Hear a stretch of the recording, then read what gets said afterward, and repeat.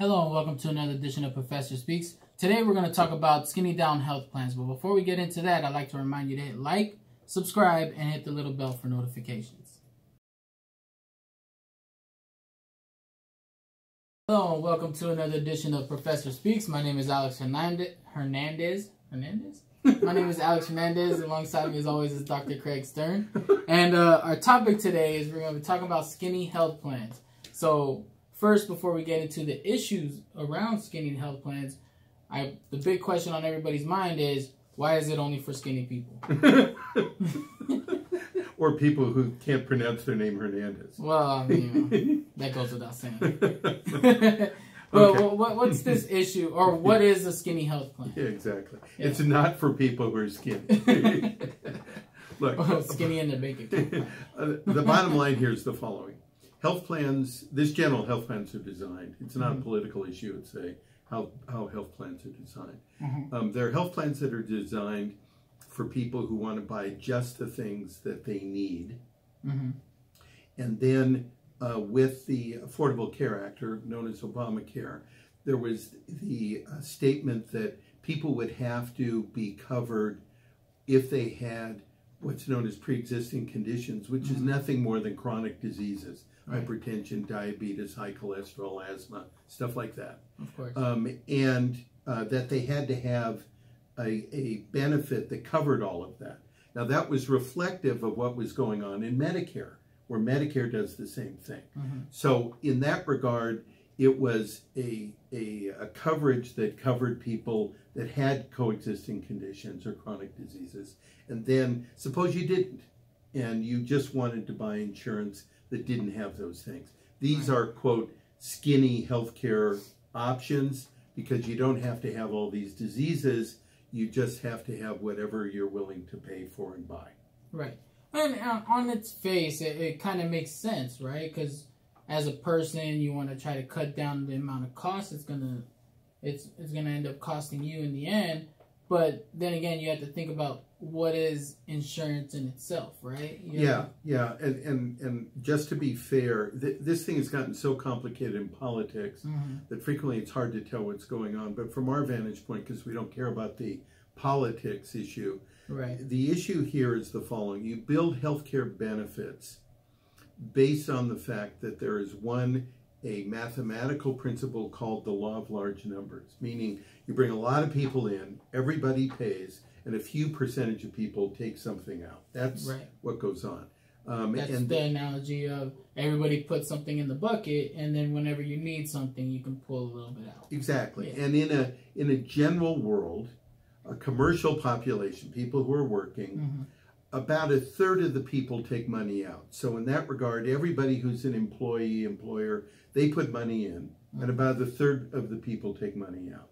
In a senior population, meaning people over 65, the number of people that take money out is about 85%. So clearly, the cost of treating older people is more than treating younger people, where a smaller number of people are taking money out. That's what goes on. We have one other complication going on today that we didn't have before, and that is within the law, there is the Affordable Care Act. Today, however, there is a challenge by the federal government looking at that and saying, we're not going to cover what's in the law. So there is a legal, political issue about what is being covered. As a result, as a response to that, states are responding and saying, well, no, we control it. Why? Insurance companies are registered, are approved by the states. So each state, 50 states and the territories, have their healthcare insurance covered within each state. So technically the state has control of insurance. So when the federal government is going through these different issues about there's a law, but we don't want to follow it, we're going to give more options and all of that, the states can react and they can do whatever they want. They can identify that they will cover it or they won't cover it. So if your state representative is far against the ACA, we're gonna do that. And so there is a conflict here that's real about what's going on while some of the national people are arguing about whether healthcare is a right or a privilege, states are looking at it and saying, well, no, we don't want to go back to the issue before 2008, 2006, when we had all these people who were using emergency rooms as primary care centers and the rest. So there is a group of states who are saying we'll deal with it from a state level issue. Another group of states are saying, no, no, no, we'll deal with it the way we do. So there's no uniformity, there's no conformity, it's just these issues that are coming up. And then, of course, this issue with the skinny health plans, where people will pay something, presuming that they don't need anything, with the hope that they won't need a given insurance, meaning that if they do have complications, they're going to have to pay more because it's not covered in their insurance. And that's why they really look forward to the younger population putting in that money, because very few of them are using their insurance anyways, right? Yeah. Now, then it comes up the question, which I gave to you, and it's a question that comes up with people who are talking about the Affordable Care Act and all the arguments that went on when the Affordable Care Act was designed, and now the same arguments are coming up now. And that is, what do you do with those people who have pre-existing conditions? Is this just a scare tactic, or is it real? Is there something going on? And when you look at this, you see that there's some reality of what's happening, and that is, you ask the question of the most common diseases. Right. People with high blood pressure, people with high cholesterol, people who have diabetes, people who have asthma, those are the most common ones. Clearly there are other diseases, because you're talking about the entire population and all the possible diseases that they can have. Yeah. But in the common ones, what's happening? And when you look across those, and Alex, you can read individually, but you're looking at about 30% of the people who have high blood pressure. Right. You're looking at people who have diabetes, presuming that they know that they have diabetes, as being about 10% of the population, and in the seniors even more. So what we're looking at is about 1 out of every 3, 1 out of every 4 people have a pre-existing condition. So the argument that people are yelling about do you deal with disease in people who have pre-existing conditions is a real one. Right. Because when you're looking at 1 out of every 3, 1 out of every 4, probably every family in the United States has somebody who has a pre-existing condition. So it's not when we deal with it as clinicians, we deal with it as people who work on benefits and design and all of that. We have to pay attention to this problem. If you're lucky enough that you don't need it, God bless you, you're lucky. Yeah. But please keep getting insurance.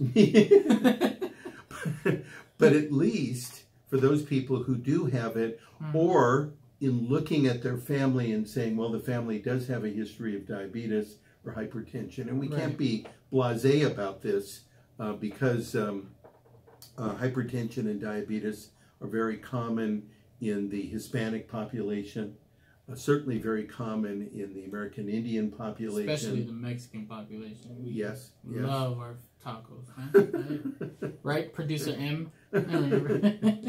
And then certainly in Asian population and the rest, there's a high incidence of nasopharyngeal cancers, etc. You can't ignore this, and so you have to pay attention to it because it's a real issue. And then the question is, you could buy a skinny policy that doesn't cover anything, but over some period of time, if you don't have it today, what's your risk of having it tomorrow, and what are you going to have to deal with? All right, so this come came up, and you mentioned it to me before we started recording, but the skinny down health plan is starting to come up into trending topics in terms of healthcare, but why is it coming up now?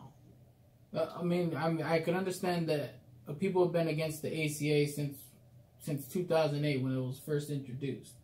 So skinny down health plans is coming up in the trending topics because why? Yeah, probably 2006. But the issue here is the current law in the Affordable Care Act says that these particular conditions are going to be covered, and therefore the cost, the premium cost, will cover all of these diseases, whether you have them today or not. Right. For the people who are trying to reverse the Affordable Care Act, so now politics gets involved. Right. Now they're saying, well, no, the main issue is access, where you can access care, and you don't have to pay the kind of premium that you would pay for the Affordable Care Act. You could buy a cheaper policy and deal with it that way. Right. That's why I brought up, is this real or not? Well, it's certainly real for anybody who has a pre-existing condition. That's a real problem. Right. A skinny health plan doesn't pay for anything. So someone who doesn't necessarily understand the whole why the ACA was brought into effect, understand why or how insurance works as far as putting money in to cover the select few, it's kind of baffling if you really think about it, as to a person that just wants to cover themselves and that's it. I mean, you're talking about some selfish qualities, or they just naive and don't understand the process. Well, the problem is perhaps more complicated than that. To Alex Hernandez, or whatever you're calling yourself today. The problem here is it's not the small few.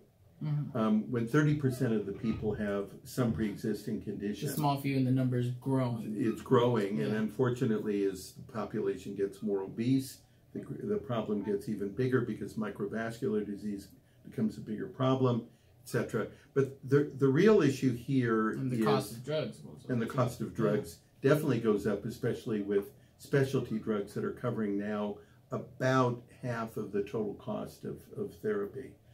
Even though the percentage of people who have the problem, half the cost is in specialty drugs. Might be another topic we want to talk about. Well, we have talked about it to a degree. But the real issue that we have to address here is, as people are arguing about what kind of health care they need, whether they have it now or whether they're going to get it in the future, and how are they going to handle it, the main issue that we have to address is, what is the overall cost of healthcare, and do we have all of the options to deal with it? In all healthcare programs, whether it's Medicare, Medicare Part D, to deal with drugs, whether it was the Affordable Care Act or Obamacare or otherwise, they've all been done as an experiment. And about 5 years later, you have enough data to see what's going on, and then things have changed. In prior conversations, I've said, look, Medicare has been changed about 11 times so far. Medicare Part D has been changed somewhere in the realm of 7 times so far. So all of these are experiments where things are changed. I'm not saying anything's perfect. None of it is perfect. It could probably be changed again. And definitely they'll be changed again.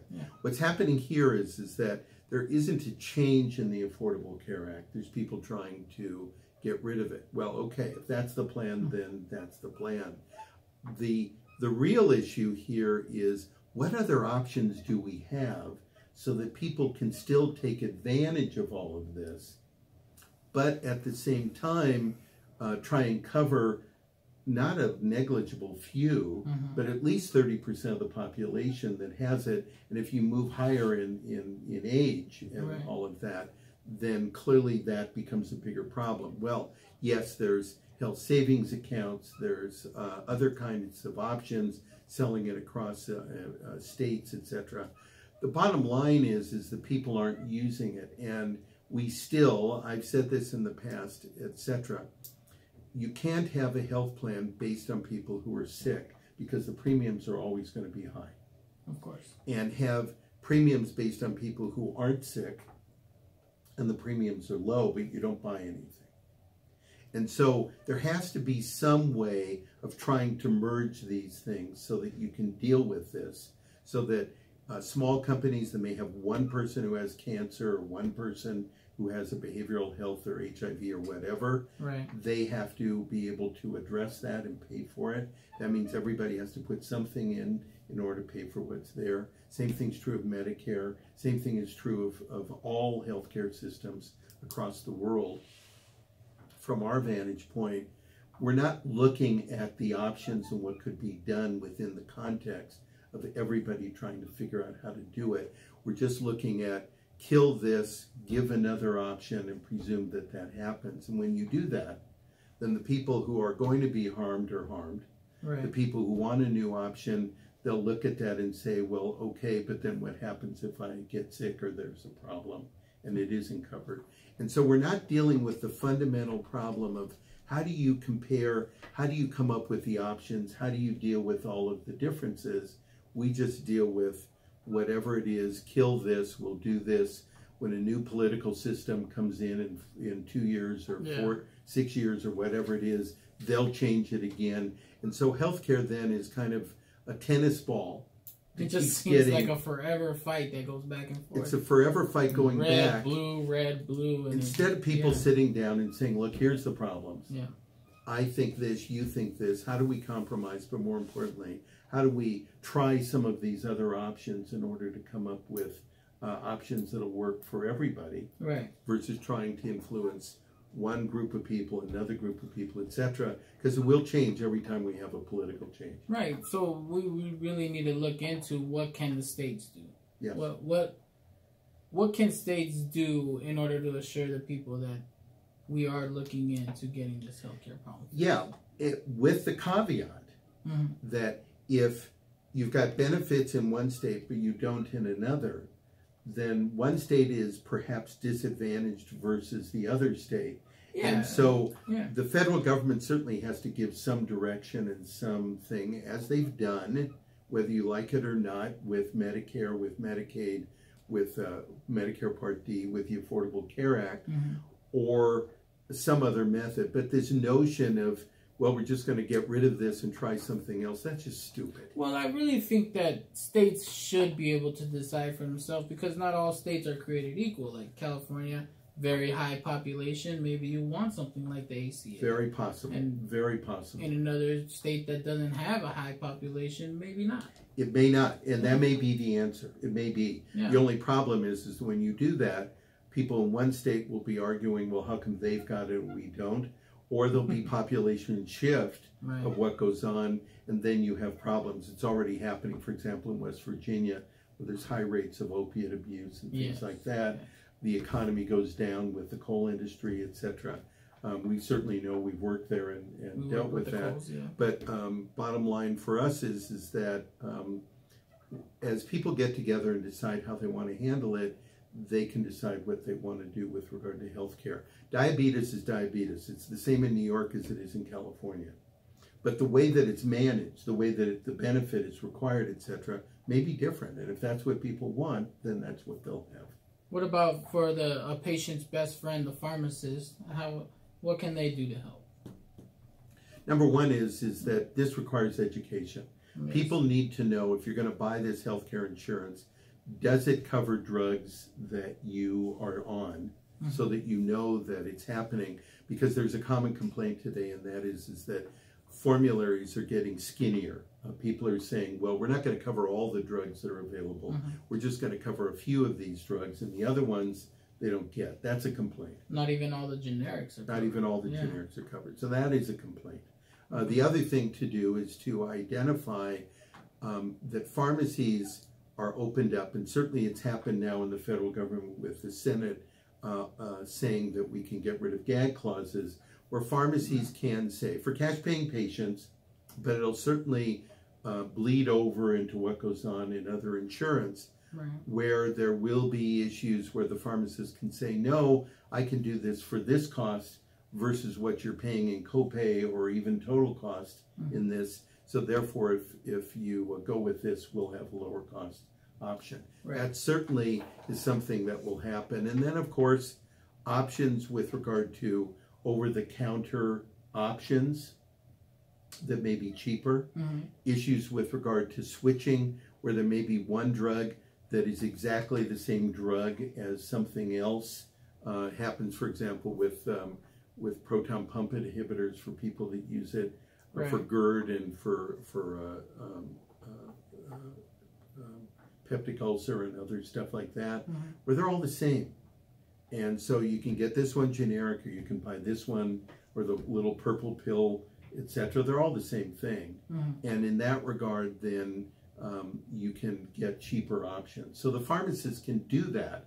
They do it today, but they are hampered by some things, and now they can go out and they can deal with some of these issues. Right. So what can physicians do? Well, physicians also need to educate people. They need to identify, you don't have the disease, or have you been tested to make sure that you're doing it, because at the end of the day, the main issue for physicians, pharmacists, nurses, hospitals, and everybody else is prevention. Right. It's cheaper to prevent than it is to treat. So in that regard, they need to be helping them to identify, do you have this condition, or do you have a high risk of this condition? And we can work with you in order to try and limit that problem. It just seems so easy when you say that. Like, you can prevent it. It's a lot cheaper to prevent it than it is to treat it. It just seems... It seems simple, yeah. But it's really hard. And the hard part is, it's easy to say prevent it, but it's like somebody who's overweight. How hard is it to lose weight? It's hard, right? Yeah, I've tried. You've tried, right? Yeah. The ex-football player has tried. I've certainly tried and lost weight. It is hard. When you stop working out and you eat the same amount, I mean, it doesn't work. It doesn't work. Stopping smoking, it's really hard. My mother smoked for 65 years. The only thing that finally stopped her was that she had a $200 copay every day for being in the hospital. That stopped it. I showed her x-rays. I did everything to make her stop. I could do nothing to make her stop. But the copay, I mean... The copay, really... that killed it. Whatever. Issues with regard to exercise. Everybody talks about exercise, but how many people really get out and exercise? So it's easy to say prevention, and that is a major part of this solution. But it's just hard. It's really hard to do it. Right, right. So I guess we kind of bled into what can the patients do is just prevent, ask questions. They need to ask questions. They need to know not just the diseases and the drugs they're on today. If you're on nothing, fine. Right. Then you can deal with that. If you are on something, you need to know if the policy will cover your disease, if it covers your drugs, etc. And you need to look forward. What is it in your family? Your mother, your father, your brothers, your sisters, your aunts and uncles, your grandparents, etc. What kind of diseases do they have? Because at the end of the day, there's a major part of our gene pool that we're going to have to address one way or the other, and you can't stop that. Right. At least not today. And that is something for you to look forward to and understand. It may not be today's problem, but it will be tomorrow's problem. And that you have to plan for. Yeah, it understood and makes a lot of sense. So as patients, I mean, as the population, we should exercise, eat right. Maybe our parents were onto something when they said eat your vegetables, right? Exercise, and also ask questions. Make sure you ask questions, because a lot of what's going on right now is there's a lot of lack of information. I just said that and it sounded weird, but there's not a lot of us that understand fully what's going on as far as the ACA, or because with the ACA, it's mainly just the person that put it into play. There's a lot of feedback where it's just because Barack Obama was the president. And it's very sad. You got to really understand what the insurance covers, what it does actually to the society, and if it helps your state, then great. If it doesn't, maybe look at other options, because there's also health savings accounts. It's not like we stopped health savings accounts. No, it isn't. It isn't. Yeah. And the other thing to bring up, and I wrote about it in the latest Pharmacy Benefit News, which maybe Em will come up with, but the bottom line here is the following. There is a lot of misinformation. This isn't about fake news. That's nonsense. Yeah. What this is about is data and reproduced information in healthcare and in science that identifies what is the truth of what goes on. We need to look at that. Of people who sat down, there are certainly politically people say, no, nobody looked at it, and the others say, yes, they did. This is just politics of people arguing. What we need to know is that people actually thought about these things, talked about it, and then you agree or disagree, that's whatever. But we can't make decisions based purely on my own emotion or subjectivity or otherwise. You can make up all that, you can decide however you want, but you can't make up your own facts. Right. The facts are there, and you have to at least understand what they are, and not just if they meet my agenda, etc. They have to know, here's the facts, and no, I don't agree with them, so therefore I'll vote one way, or I do agree with them and I'll vote another way. But we need to stop with this issue of using information, of saying, well, no, I don't care about that information, it's fake or phony. That's just stupid. Yeah, that's true. I agree. So that's it for our topic today. Once again, we'll post the most recent article of the Pharmacy Benefit News that Dr. Stern was talking about. Thank you again, Dr. Stern. Thank you. And for the folks at home, please remember to go to propharmaconsultants.com. Click around our website. We have a free information page called RxInfoX. And also, don't forget to like, hit subscribe, and hit the little bell for notifications.